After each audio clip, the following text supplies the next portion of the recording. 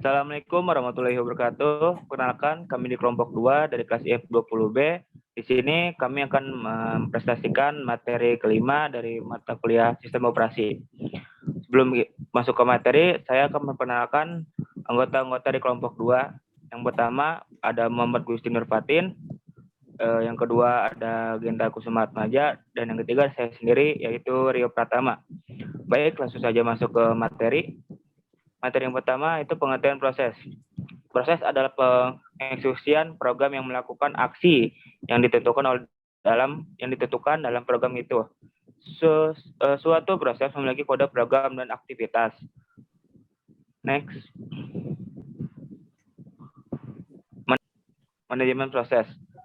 Agar sistem operasi dapat menjalankan beberapa program secara bersamaan, maka diperlukan sebuah cara untuk mengolahnya. Manajemen proses merupakan sebuah cara bagaimana sistem operasi mengelola program-programnya yang berjalan di dalamnya. Manajemen proses melibatkan berbagai tugas seperti pembuatan, penjadwalan, dan pengertian proses. Sistem operasi harus melokasikan sumber daya yang memungkinkan proses untuk berbagai dan bertukar informasi. Next. Status proses. Status proses merupakan suatu indikasi dari proses yang berjalan. Saat proses dieksekusi akan menjadi sebuah status. Status proses diartikan sebagai mana dari aktivitas proses yang sedang berlangsung pada saat ini. Next.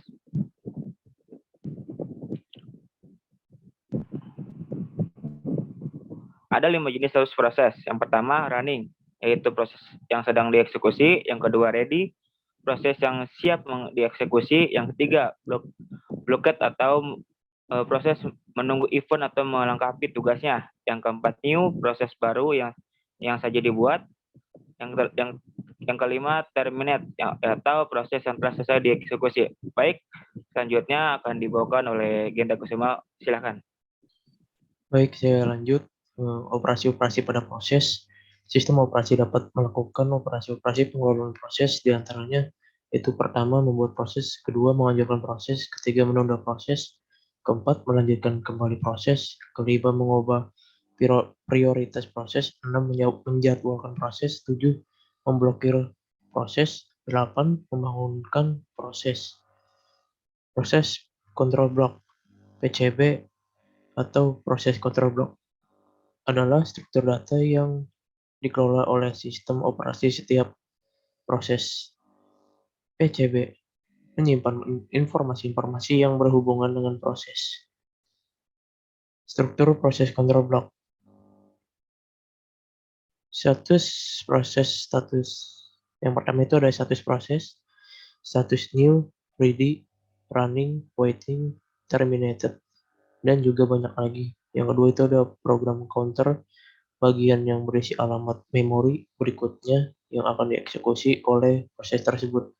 Yang ketiga itu ada CPU register, bagian yang berisi register-register CPU. Register-register CPU disimpan agar sistem operasi dapat kembali bertransisi dan melanjutkan proses yang ditunda setelah menjalankan proses yang lain yang sudah dikerjakan. Struktur proses control block. Yang pertama itu informasi penjadwalan CPU. Informasi ini berisi prioritas dari suatu proses, pointer ke antrian, penjadwalan, dan beberapa parameter penjadwalan yang lainnya. Yang kedua itu ada informasi manajemen memori. Informasi ini berisi hal-hal yang berkaitan dengan manajemen memori seperti page table, section table, dan lain-lain.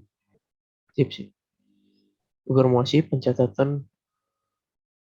ini berisi catatan jumlah dari CPU, waktu yang telah digunakan CPU untuk mengeksekusi proses, batas waktu, jumlah akun, jumlah job atau proses, dan lain-lain. Informasi status I or O. Informasi ini berisi daftar perangkat I or O yang digunakan pada proses ini, daftar deskriptor berkas yang sedang diakses, dan lain-lain. PCB harus diidentifikasi dengan proses ID. Ini membantu sistem operasi untuk menyimpan semua informasi yang diperlukan untuk melacak proses-proses yang berjalan. Baik, selanjutnya dibacakan oleh Muhammad Kusnir Fatin. Komunikasi antar proses atau IPC. Komunikasi antar proses adalah mekanisme pertukaran data antara satu proses dengan proses lainnya, baik itu proses yang berada di dalam komputer yang sama atau komputer jarak jauh yang terhubung melalui jaringan. IPC terdiri atas protokol yang menjamin sebuah respons dari sebuah permintaan. Ada beberapa jenis mekanisme IPC. Next. Yang pertama adalah IPC, mekanisme IPC clipboard.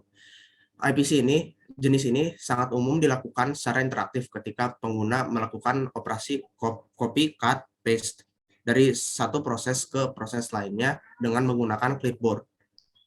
File mapping yaitu berikutnya ada mekanisme file mapping.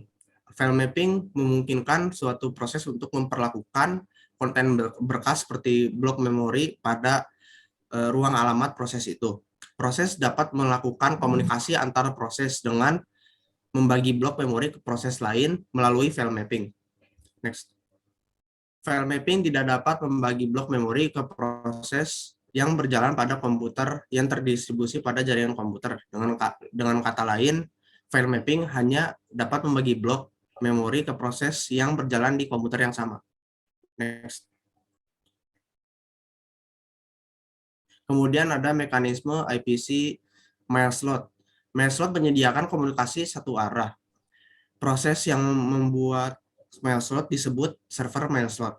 Dan proses lainnya yang mengirim pesan ke server mail slot disebut klien mail slot. Mail slot ini biasanya digunakan untuk mengirim pesan yang pendek, tidak lebih dari 400 bytes ke proses lain. Mail slot dapat digunakan untuk berkomunikasi dengan proses yang berjalan pada komputer yang terdistribusi pada jaringan komputer.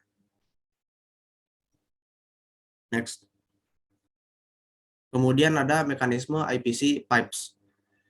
Mirip seperti mail slot, tetapi pipes menyediakan komunikasi dua arah. Dengan demikian, salah satu proses dapat bertukar informasi. Pipes dapat digunakan untuk berkomunikasi dengan proses yang berjalan pada komputer yang terdistribusi pada jaringan komputer. Next. Selanjutnya yaitu ada mekanisme IPC socket. Socket adalah protokol jaringan komputer yang disediakan oleh sistem operasi. Socket ini dapat digunakan untuk komunikasi antar proses pada jaringan komputer. Baik, itu dia dari kelompok kami. Terima kasih. Assalamualaikum warahmatullahi wabarakatuh.